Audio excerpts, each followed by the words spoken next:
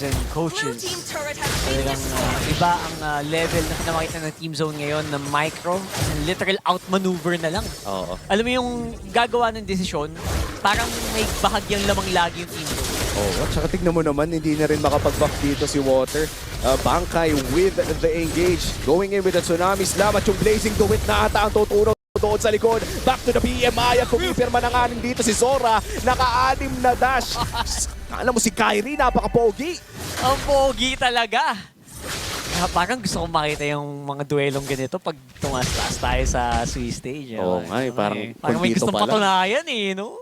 8 dashes, pumipirma. Parang lahat ng pwedeng mapuncture, pinancture. Familiar yung galaw niya May nag-aura farming. Talaga naman. And again, this is also the reason why sobrang dominant nila nung day.